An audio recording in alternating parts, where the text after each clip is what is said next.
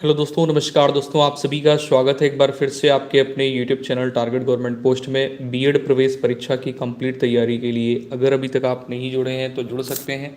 नीचे दिए गए रेड कलर की सब्सक्राइब बटन दबा करके और बगल में की घंटी दबा लें, ऑल पे क्लिक कर लें, जिससे कि आने वाले सारे वीडियोस लेटेस्ट नोटिफिकेशन आपको मिल पाए।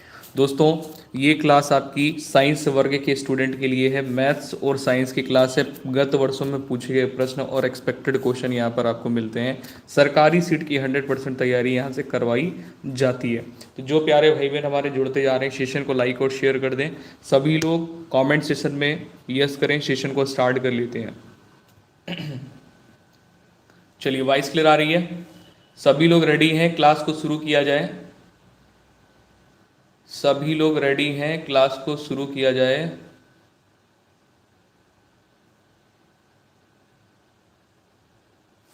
चलिए, वॉइस क्लियर है? सेशन को शुरू करें, स्टार्ट कर लें। चलिए शुरू करते हैं। पहला क्वेश्चन मैथ से शुरुआत करेंगे। पहला क्वेश्चन ये रहा आपके स्क्रीन पर।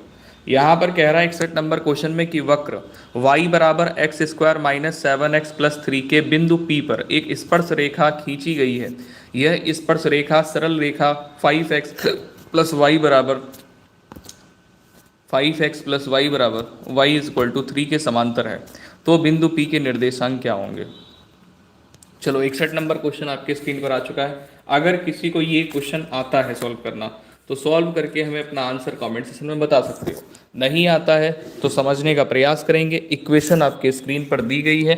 ये वाली सरल रेखा है तो इसके समांतर है बिंदु P के निर्देशांक निकालने हैं। सॉल्यूशन क्या होता है, कैसे सॉल्यूशन करना होता है, तो पहले दी गई सरल रेखा को यहाँ पर ले लेंगे, जो कि दी गई है 5x plus y is equal to 3। ठीक है ना। अब यहाँ से क्या ना कि आप ये करोगे कि x के सापेक्ष अवकलन कर दोगे, जिसको हम अब x के सापेक्ष क्या करेंगे, अवकलन कर देंगे। ठीक है।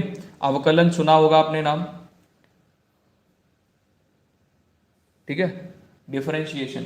चलो यहाँ पर आ जाओ, अवकलन कर देंगे। अवकलन जब आप करोगे तो अवकलन x के सापेक्ष करेंगे तो यहाँ पर क्या हो जाएगा, dy dx इधर कर लो और इधर भी dy dx कर लो। ठीक है। तो यहाँ पर तो 0 हो जाएगा, शून्य। ठीक है। और यहाँ पर देखिए 5x का करेंगे तो 5 बचेगा और यहाँ पर आपका हो जाएगा dy बाई dx हो जाएगा। तो यहाँ से जो वैल्यू मिलेगी आपको dy बाई dx की, dy बाई dx जो कि होता है m1 बराबर आपको कितनी मिल गई, 5। क्योंकि ये यहाँ पर प्लस का 5 है, उधर जाएगा माइनस का हो जाएगा, ये प्लस का 5 मिल गया। अच्छा, वक्र का समीकरण यहाँ पर दिया गया है y बराबर x square minus 7x plus 3। अब आप यहाँ पर क्या करोगे, इसका भी अवकलन करोगे, डिफरेंशिएशन निकालोगे। तो इसका भी अवकलन करोगे x के सापेक्ष, तो यहाँ पर हो जाएगा dy बराबर dy बाई dx बराबर यहाँ पे 2x होगा माइनस 7 हो जाएगा और प्लस 0 होगा। तो इसको हटा दीजिए, इतना रखेंगे केवल। ठीक है। यहाँ से आप m2 निकालेंगे तो m2 कितना आ गया आपका, m2 आ गया 2x माइनस 7। राइट। अब यहाँ पर x की वैल्यू पुट नहीं करनी है। यहाँ पर जो बोला है ना इसने कि p के निर्देशांक निकालिए, तो p के निर्देशांक निकालने के लिए आपको क्या करना होगा कि यहाँ पर क्या करेंगे, m1 बराबर m2 करेंगे। यहाँ पर कॉन्सेप्ट लगाएंगे m1 बराबर m2। देन यहाँ पर m1 का वैल्यू यहाँ पर दिया गया -5, तो इसको सॉल्व करेंगे। -5 is equal to 2x minus 7। अब यहाँ पर आप जब सॉल्व करते हैं तो आपको x की वैल्यू मिलती है 1। सॉल्व कर लीजिए, क्योंकि देखो 7x माइनस का 7 माइनस का है और माइनस का 5 है, तो यहाँ पर आपको मिलेगा माइनस का 2। ठीक है। और जब दूसरे पक्ष में आएगा तो प्लस का हो जाएगा, तो 2 से 2 को डिवाइड करोगे तो 1 बचेगा यहाँ पे। तो x इज इक्वल टू 1 आ गया, x इज इक्वल टू 1 आ गया। ठीक है। x इज इक्वल टू 1 आ गया। अब क्या करोगे, x की वैल्यू उठा करके इसमें सरल रेखा वाले समीकरण में रख दोगे। तो यहां पर क्या करोगे, जब रखोगे तो 5 plus y is equal to 3 हो जाएगा। और y इज इक्वल टू निकालोगे तो यहां से आपका कितना आ जाएगा, माइनस का 2। लेकिन नहीं, एक सेकंड, ये तो आपका हो गया 1 आंसर आ गया।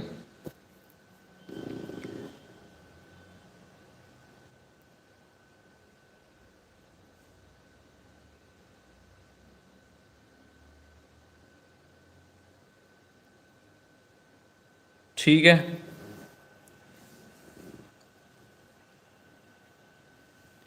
तो यहां पर y के सापेक्ष निकालना पड़ेगा। फिर y के सापेक्ष निकालेंगे तब यहां पर इसका y का मान आएगा।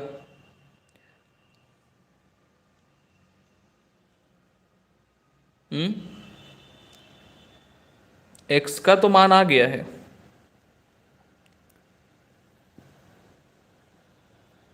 और यहाँ पे रखिए जरा समीकरण y बराबर जो दिया गया है, y बराबर यहाँ पर 1 हो जाएगा, -7 +3, तो यहाँ से आप निकालोगे तो -3 आ जाएगा। ये इसमें रखेंगे -3 आ जाएगा, y बराबर x बराबर 1 आ गया। तो निर्देशांक यहाँ पर क्या रखोगे, निर्देशांक रखोगे x कॉमा वाई, यानी 1 comma -3। Option number A right होगा।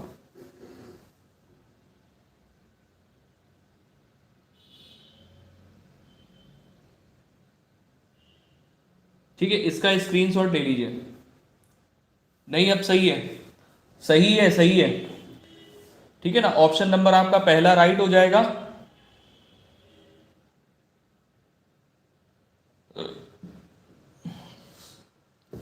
अरे भैया वक्र में रखेंगे ना, वक्र के समीकरण में रखेंगे। ये तो सरल रेखा का समीकरण दिया गया था। ये जो आया हुआ x का मान है, इसको वक्र के समीकरण में रखेंगे।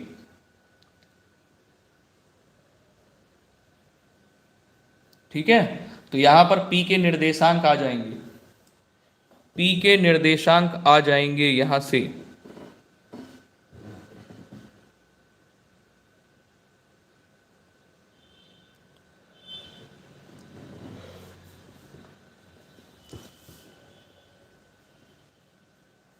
ठीक है, इसका स्क्रीनशॉट ले लेना, नोट कर लेना अपने कॉपी में।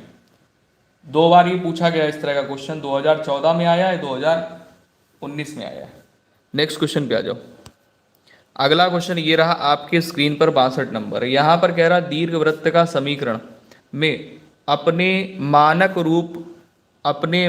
रूप क्या होगा जिसका नाभिलंब 5 और उत्केंद्रता दी गई है 2/5। चलो करो 62 नंबर क्वेश्चन में, 62 नंबर क्वेश्चन को करना है।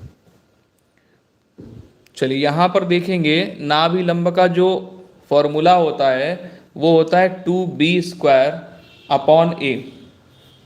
ठीक है, 2b² होता है, और बराबर में 5 हमको ये दिया गया है, तो इसको 5 लिख लिया। अब यहां से उत्केंद्रता वाला फॉर्मूला लगा लो, या इसी को आगे सॉल्व कर लो आप। नाभिलंब को इसी को आगे सॉल्व करोगे तो यहां से एक इक्वेशन आपका बन जाएगा।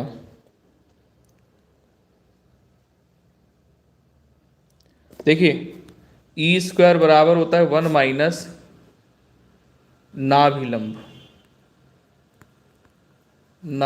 होता है। तो नाभिलंब यहां पर कितना आया है, नाभिलंब यहां पर आया है 2b²। एक सेकंड।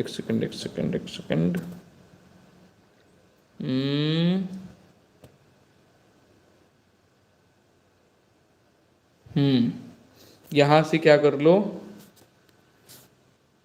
b² निकालोगे, b²।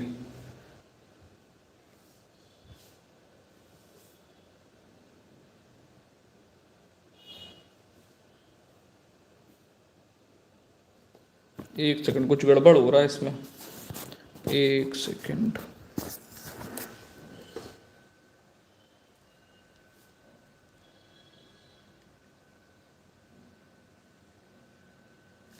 चलिए एक तो इक्वेशन हम लोग यहां से बना लेंगे 2b² बराबर 5 से। ठीक है ना, यहां से बनाओगे तो आपको मिलेगा 5a = 2b²। इक्वेशन फर्स्ट मिल जाएगी, इसको नोट डाउन कर लेना।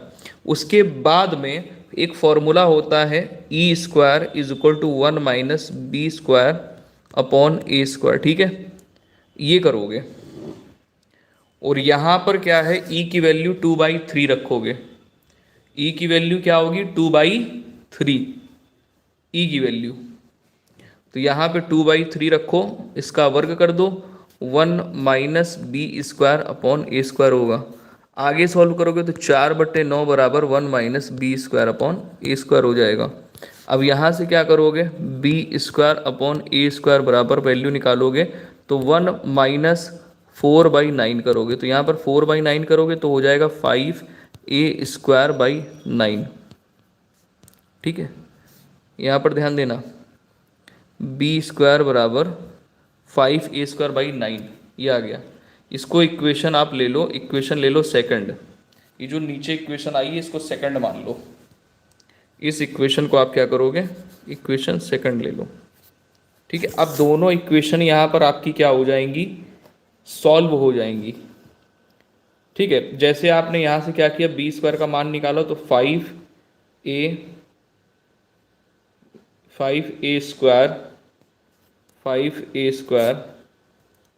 अपॉन 2 हो जाएगा। ऐसे ही यहाँ पर तो दोनों की जो है ना तुलना करा देंगे। इक्वेशन ये फर्स्ट था आपका और इक्वेशन फर्स्ट इधर है, तो यहाँ पर आप क्या करोगे, 5a² अपॉन 2 ले लो बराबर 5a² अपॉन 9, ठीक है। एक सेकंड, यहाँ पे स्क्वायर क्यों लगा रहे हैं, इसको हटाओ, स्क्वायर क्यों लगा दिया यहाँ पे। चलो यहाँ से सॉल्व करोगे तो देखो 5 से 5 कट गया, a से एक a कट गया, तो यहाँ से अगर a की वैल्यू निकालोगे तो कितना आ जाएगा, 9/2 आ जाएगा। a की वैल्यू कितनी आ गई, 9/2। ध्यान से देखना क्योंकि इक्वेशन निकालनी है, a और b की वैल्यू जब आएगी तभी इक्वेशन निकाल पाओगे। तो a की वैल्यू आ गई 9/2 और उसके बाद में यही a की वैल्यू उठा करके आप इसी में पुट कर दें, किसमें, इक्वेशन फर्स्ट में, इक्वेशन सेकंड में, क्योंकि यहाँ पर तो हमें b की वैल्यू अब निकालनी है। बराबर में यहाँ पर b² है। देखो a की वैल्यू कितनी आ गई, a की वैल्यू आ गई 9/2 और इक्वेशन क्या था, 5a/2 बराबर b², ठीक है ना। अब यहाँ पर a की वैल्यू अगर यहाँ पर पुट अप करते हो आप तो क्या हो जाता है, 5 × 9/2 और अपॉन 2 है। यही तो चल रहा है, ठीक है, ठीक ठीक ठीक ठीक ठीक ठीक। इसका वर्गमूल निकालो तो b बराबर आ जाएगा अंडर रूट के अंदर 45/2, ये आ जाएगा, ठीक है। b का मान आ गया। अब यहाँ पर क्या करो, इक्वेशन निकालो। इक्वेशन निकालेंगे तो क्या बन जाएगा, इक्वेशन यहाँ पे इक्वेशन होता है x² upon a² plus y² upon b² बराबर 1। अब वैल्यू यहाँ पर a की पुट करो, a की पुट करोगे तो यहाँ पर कितना हो जाएगा, x², ये जो नीचे 2 है इसका स्क्वायर करेंगे तो ये 4 हो जाएगा ऊपर और नीचे 81 हो जाएगा, प्लस यहाँ पर आ जाओ, y² है, नीचे 2 है तो इसका भी 4 हो जाएगा ऊपर, और ये 45 अंडर रूट में दिया गया है तो ये 45 हो जाएगा, स्क्वायर रूट इसका हट जाएगा, स्क्वायर रूट इसका हट जाएगा, बराबर में 1। तो इक्वेशन देख लो जरा, पहली वाली इक्वेशन नहीं, इक्वेशन नंबर बी सही है, बी इक्वेशन सही है, इक्वेशन नंबर बी सही है आपकी, ठीक है। इक्वेशन नंबर बी सही है, बी, ठीक है। चलो अगले क्वेश्चन पे आ जाओ। 63 नंबर क्वेश्चन है। 63 नंबर में कह रहा, बिंदु दिए गए से होकर जाने वाले परवलय y² = 4x का नाभिलंब है। तो यहाँ पर क्या हो जाएगा, देखो y² = 4ax दिया गया है और यहाँ पर ये x है, ये y है, तो y का मान यहाँ पे रखोगे y की जगह पे, तो -6 का होल ऑफ स्क्वायर करोगे = 4 × a और मल्टीप्लाई x की वैल्यू कितनी है, 2, तो यहाँ पर ये 36 हो जाएगा, बराबर में 4 × a × 2, ठीक है। तो इस प्रकार से सॉल्व करोगे तो a = आ जाएगा 36/4 × 2, तो 4 से 36 को काटोगे ऊपर 9 हो जाएगा, 9/2 आंसर आएगा। ऑप्शन नंबर ए राइट होगा। अब बैक नहीं हो पाएगा, इरेज हो गया पूरा, खुद से बैक कर लिया करो ना।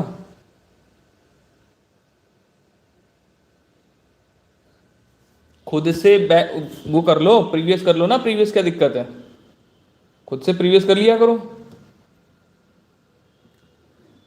पीछे हो जाएगी क्लास। यहाँ पे मैंने इरेज कर दिया ना उसको।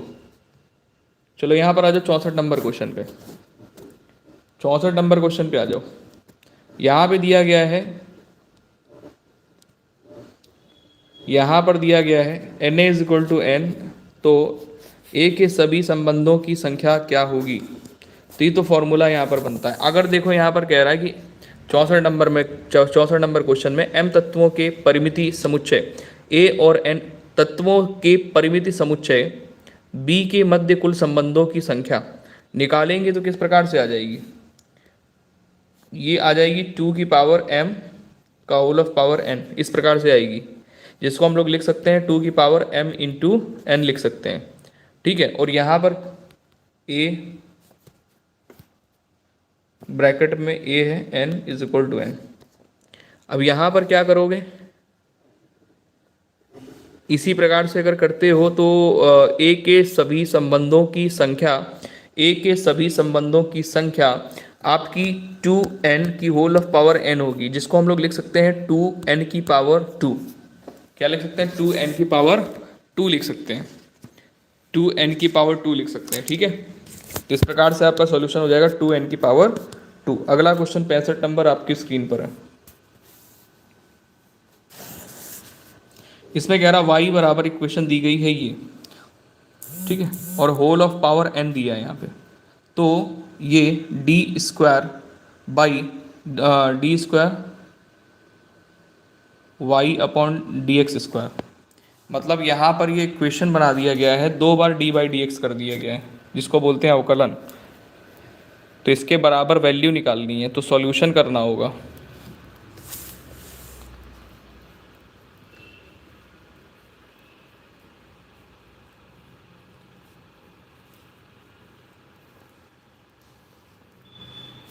चलिए देखिए, इसका अगर आप लोग अवकलन करते हैं, ध्यान देना, इसका अगर अवकलन करते हैं तो d Y by D x हो जाएगा, और यहाँ से आपको अवकलन करने के बाद में वैल्यू कितनी मिलेगी, डी बाई डी एक्स बराबर, d Y by D x बराबर मिल जाएगा n upon under root 1 plus x square into y. Solve करने पर ये मिलेगा जब डी बाई डी एक्स करोगे दोनों पक्षों में। ठीक है, इसको नोट कर लेना। उसके बाद में क्या करोगे, यही वैल्यू उठा करके आपको क्या करना है, यही वैल्यू उठा करके आपको क्या करना है, यहाँ पे पुटअप कर देना है।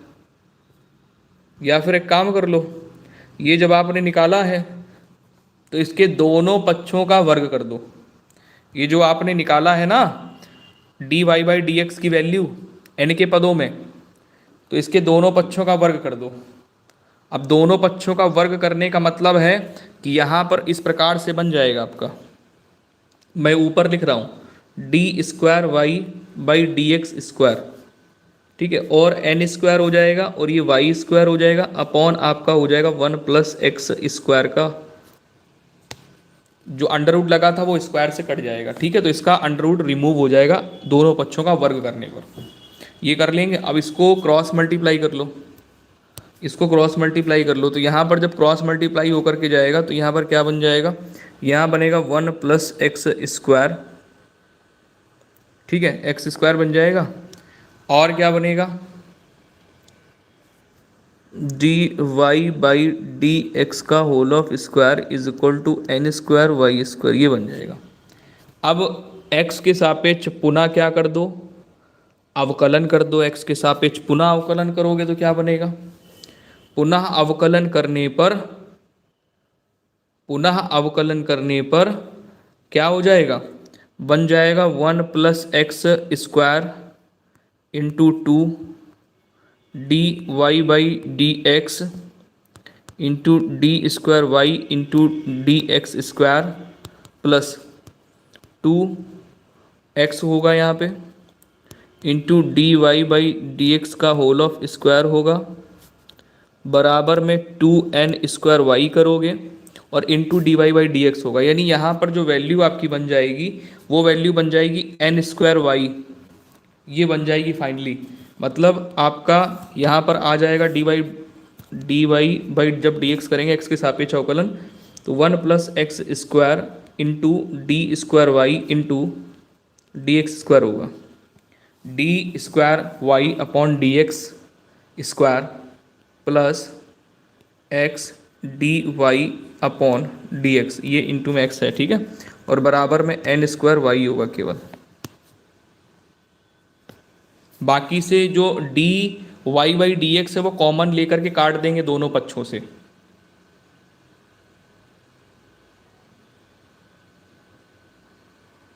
तो आंसर आपका ये बन जाएगा। उसी इक्वेशन को आगे सॉल्व करोगे ना, हाँ, तो ये आंसर आ जाएगा आपका। चलो यहाँ पर आ जाओ 66 नंबर क्वेश्चन में।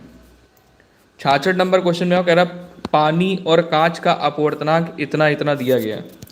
पानी और कांच का अपवर्तनांक इतना दिया गया है और कांच के सापेक्ष पानी का अपवर्तनांक पूछा है। कांच के सापेक्ष पानी का अपवर्तनांक क्या होगा? तो यहाँ पर क्या करोगे, जो दिया गया है पानी और कांच का अपवर्तनांक 4/3 और 3/4 इनको ले लेंगे, ठीक है। अब सॉल्व करेंगे भाई, तो 3 से 3 तो कट जाएगा आपका, नहीं कटेगा, नहीं कटेगा, इनका आपस में ऐसे मल्टीप्लाई होगा, 4 दूनी 8 हो जाएगा, 3 त्रिका 9 हो जाएगा, तो 8/9 आंसर आएगा, 8/9 आंसर आएगा, ऑप्शन नंबर सी सही होगा। नेक्स्ट क्वेश्चन आ जाओ, ये रहा 67 नंबर क्वेश्चन आपके स्क्रीन पर। इसमें कह रहा है लिफ्ट के अंदर के आदमी का भार अधिक होगा जब लिफ्ट ऊपर जा रही होगी या नीचे आ रही होगी। 67 पे आपका सही आंसर क्या हो जाएगा, जल्दी से बताइए। 67 पे आपका सही आंसर क्या हो जाएगा? 67 में ऑप्शन नंबर आपका ए राइट हो जाएगा। लिफ्ट ऊपर की ओर त्वरित हो रही हो, नीचे आएगी तो आपका जो भार है वो शून्य हो जाएगा, कम हो जाएगा। नेक्स्ट क्वेश्चन पे आ जाइए। अगला क्वेश्चन ये रहा 73 नंबर आपके स्क्रीन पर है। निम्नलिखित में से किसके कारण आकाश नीला दिखाई देता है? तो परावर्तन के कारण, प्रकीर्णन के कारण, अपवर्तन के कारण या फिर व्यतिकरण के कारण।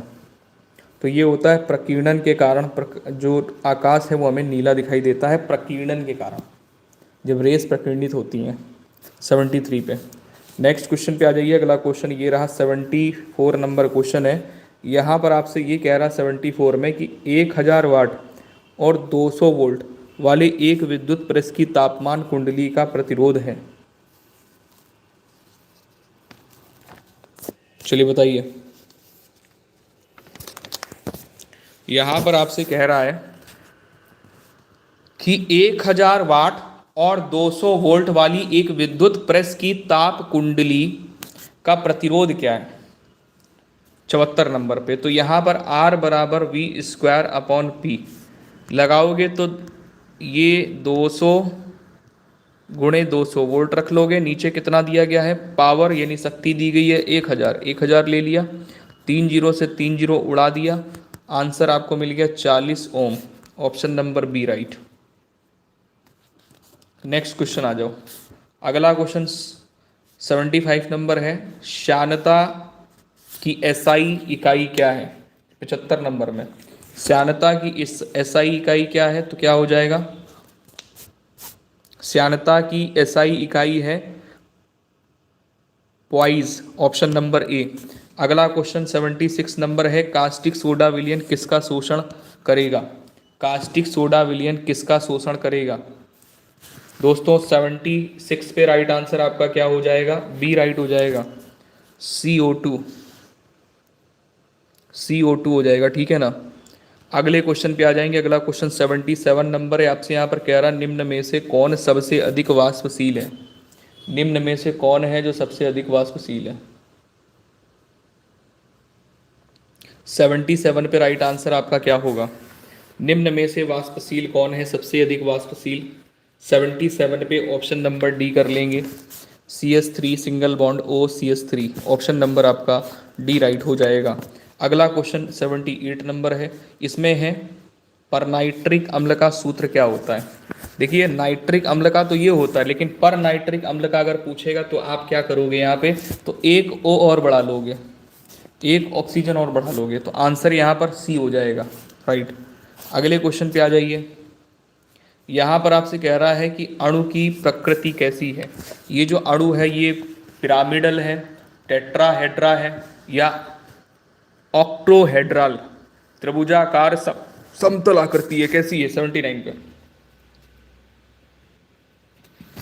पिरामिडल है जहाँ पर 3 ऑक्सीजन दिए गए हैं। अगला क्वेश्चन है एल्कीन का सामान्य सूत्र क्या होता है, ये पता होना चाहिए।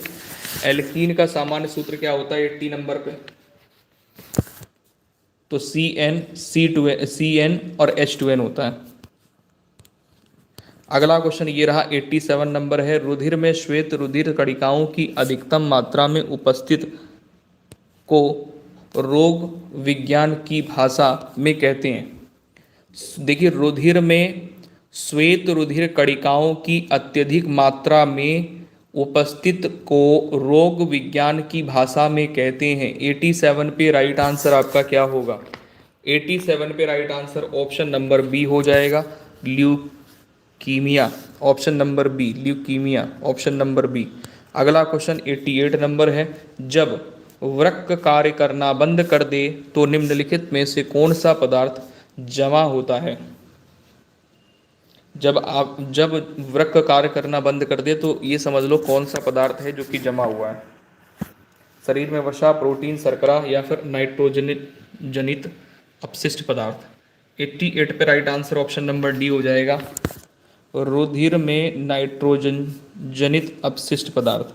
अगला क्वेश्चन ये रहा आपके स्क्रीन पे है, स्तनधारियों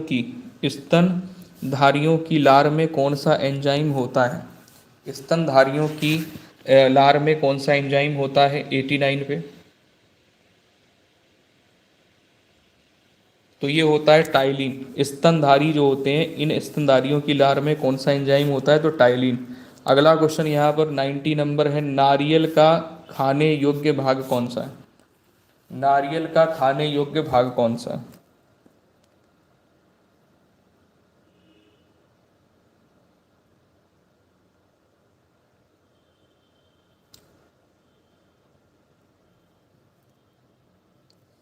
नाइन्टी पे राइट आंसर क्या करोगे, इसको बोला जाता है भ्रूणपोष। क्या बोलते हैं, भ्रूणपोष। नारियल का खाने योग्य भाग जो होता है इसको बोलते हैं भ्रूणपोष। अगला क्वेश्चन यहाँ पर ये रहा आपके स्क्रीन पर 91 नंबर है, यहाँ पर आपसे क्या कह रहा है, निम्न के साथ मिलाने से एजोला का एक अच्छा उर्वरक होता है। निम्न के साथ मिलाने से एजोला एक अच्छा उर्वरक बनता है, तो राइट आंसर कर लोगे नील हरित शैवाल, ऑप्शन नंबर ए। अगला क्वेश्चन यहाँ पे 92 नंबर है, इसमें है लिम्फोसाइट रक्षा करती है, लिम्फोसाइट रक्षा करती है रोगाणुओं से। नेक्स्ट क्वेश्चन पे आ जाएंगे। अगला क्वेश्चन यहाँ पर 93 नंबर है, इसमें है फिरोमोन्स पाए जाते हैं, फिरोमोन्स पाए जाते हैं। 93 पे फिरोमोन्स पाए जाते हैं कीटों में। अगला क्वेश्चन ये रहा आपके स्क्रीन पर 94 नंबर है, इसमें आपसे कह रहा है कि अपोहन का प्रयोग किस क्रिया को पूरा करने के लिए होता है, तो 94 पर राइट आंसर डी कर लेंगे, गुर्दे। अगला क्वेश्चन 95 नंबर है, आपसे यहाँ पर ये कह रहा है कि लंबे समय तक कठोर शारीरिक कार्य के पश्चात मांसपेशियों में थकान अनुभव होने के कारण होता है। लंबे समय तक कठोर परिश्रम करते, कठोर मतलब शारीरिक कार्य करते रहे तो इसके पश्चात मांसपेशियों में थकान अनुभव होने के कारण होता है, तो ये इसलिए होता है क्योंकि लैक्टिक अम्ल का संचयन होता है। अगला क्वेश्चन 96 नंबर है, प्रतिजैविक विषाणु जनित रोगों का प्रभाव नहीं प्रतिजैविक विषाणु जनित रोगों पर प्रभाव नहीं दिखाती क्योंकि इसलिए नहीं दिखाती क्योंकि विषाणुओं में अपना प्रोटीन संश्लेषण तंत्र नहीं होता है। अगला क्वेश्चन है 97 नंबर, मानव शरीर में पुच्छ कौन सी संरचना में संलग्न होता है? 97 पे राइट आंसर कर लेंगे बृहदांत्र में। अगला क्वेश्चन 98 नंबर है, निम्नलिखित में से किस विटामिन में कोबाल्ट होता है? Vitamin B. अगला क्वेश्चन 99 नंबर है, मछलियों के यकृत तेल में किसका प्रचुर मात्रा किसकी होती है? मछलियों के यकृत तेल में किसकी प्रचुरता होती है? 99 पे राइट आंसर विटामिन डी करेंगे। इसीलिए डॉक्टर बोलता है विटामिन डी खाने के लिए, हड्डियों के लिए ज़रूरी है और आँखों के लिए ज़रूरी है। अगला क्वेश्चन ये रहा आपके स्क्रीन पर 100 नंबर। यहाँ पर आपसे कह रहा है कि हीमोफीलिया एक आनुवांशिक रोग होता है जिसका वहन, हीमोफीलिया जो है एक आनुवांशिक रोग है जिसका वहन होता है स्त्रियां करती हैं और जो प्रकट पुरुषों में होता है। हीमोफीलिया एक आनुवांशिक रोग होता है जिसका वहन स्त्रियां करती हैं और जो प्रकट पुरुषों में होता है। ठीक है, चलिए सेशन पेपर फिनिश करते हैं, शाम को मिलेंगे।